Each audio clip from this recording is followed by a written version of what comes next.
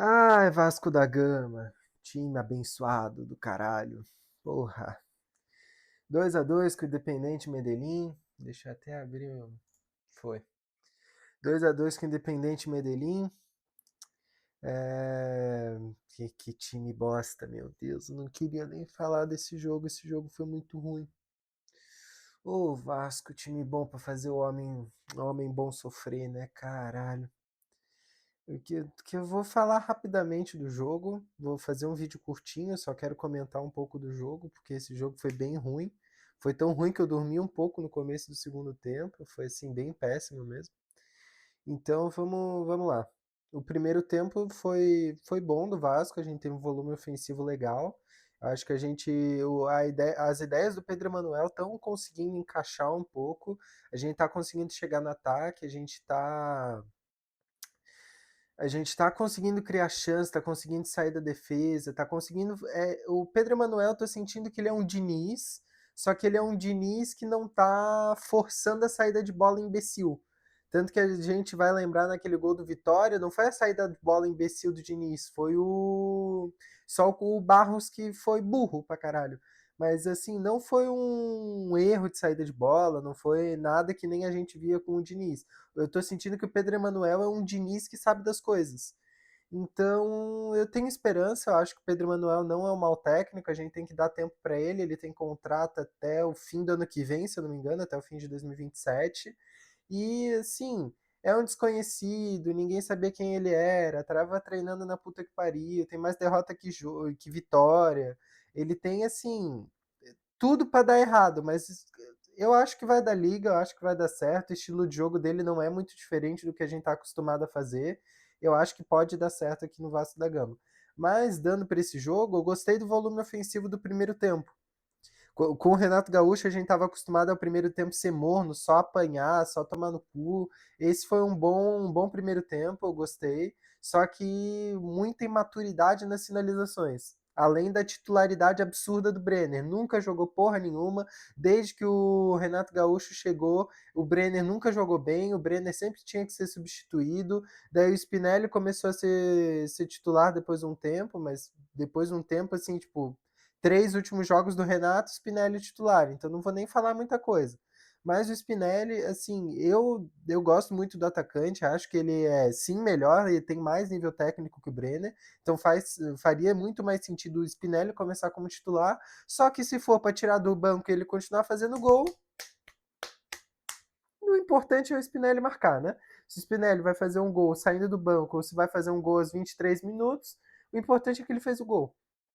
Mas o Brenner nem atrapalhou tanto. Ele errou uma finalização ou outra ali, mas tá. Só que eu acho que faltou muita maturidade no time como um todo para finalizar. Eu acho que o Nuno arriscou uma de longe lá, que poderia ter ido na coruja, mas foi na puta que pariu. O Gomes deu um chute nada a ver depois de fazer uma boa jogada ali, que tabelou com o Cuiabano, se eu não me engano, e daí pegou de volta a bola e chutou na rede pelo lado de fora.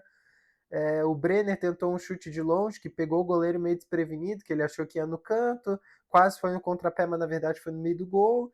Então, assim, foi um primeiro tempo com um volume ofensivo legal, só que a gente sai do primeiro tempo perdendo de 1-0. O Thiago Mendes tenta dar aquela bicicleta, né? Daí tiro de meta para eles fazem uma saída de bola boa, e daí partem para o contra-ataque e fazem o gol.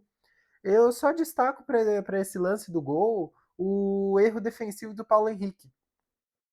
Eu sei que taticamente o Vasco não é um time tão organizado quanto os times que eu costumo analisar, que é seleções, City, Premier League, essas porra, mas foi uma pressão muito errada do Paulo Henrique. O Paulo Henrique ele sai da lateral direita quando o Cuiabano estava no ataque, então só tinha o Robert Renan, o Cuesta e o Paulo Henrique. O Paulo Henrique ele sobe para pressionar, ele não encontra nada, e daí tem uma bola enfiada no espaço que ele deixa vazio.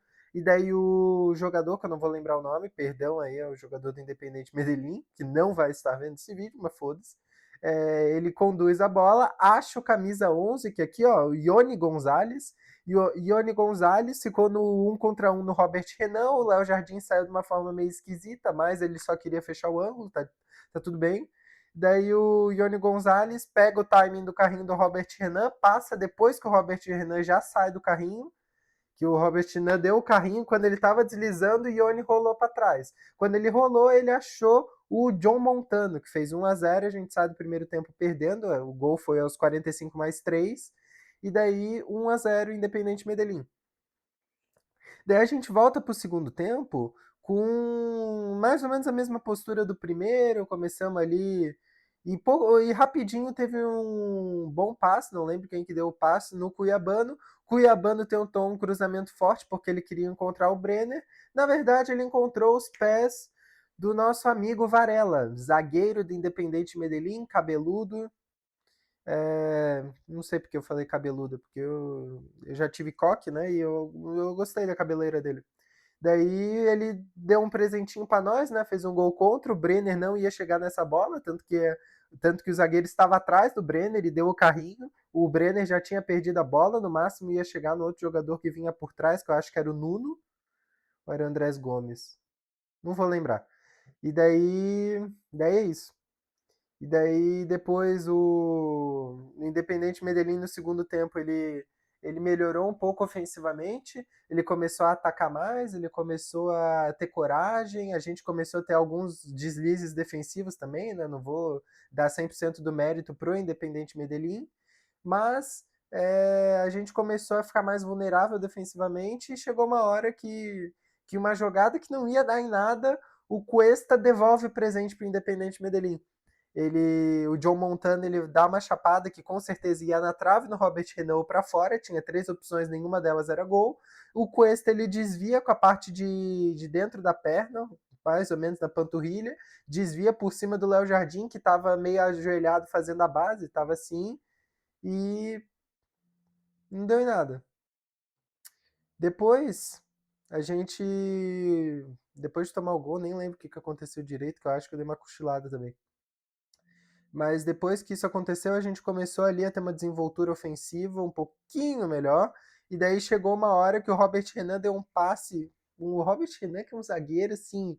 Eu não sei como é que ele aceitou jogar no Vasco. Tudo bem que ele tem uns erros que justifica ele fazer parte da defesa do Vasco.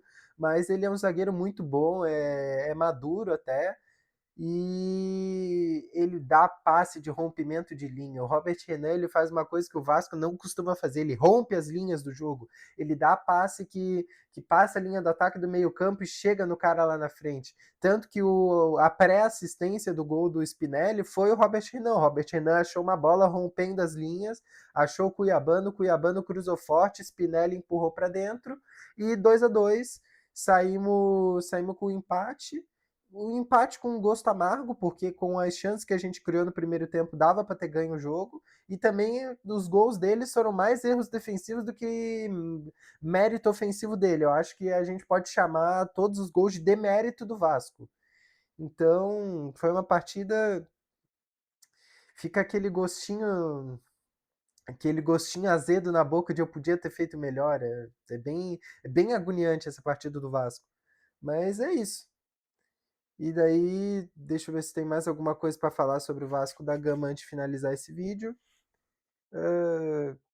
Tô feliz com a melhora breve do Inestrosa. O Inestrosa está se mostrando um pouco mais para jogo.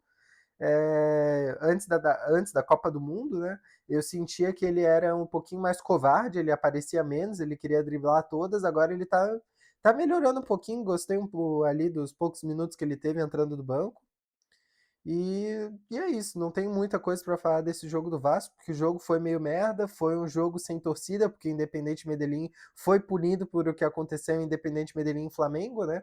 Que a torcida, com tipo 2 minutos de jogo, incendiou tudo, um caos do caralho, e daí paralisaram o jogo, cancelaram o jogo, e daí Independente Medellín teve a punição de não poder ter torcida no seu estádio, né? Então foi um jogo de portões fechados. E eu particularmente não gosto de portões fechados, porque a gente ouve tudo, a gente ouve a palma do zagueiro que tá lá pro atacante que errou aqui. Então dá uma certa aflição, não gosto muito, mas punição é punição, não temos controle sobre isso. E eu acho que é isso que eu tinha para falar sobre o Vasco da Gama hoje. Espero que dia 25 contra o Mirassol seja melhor, porque esse jogo não foi bom. E é isso. Valeu.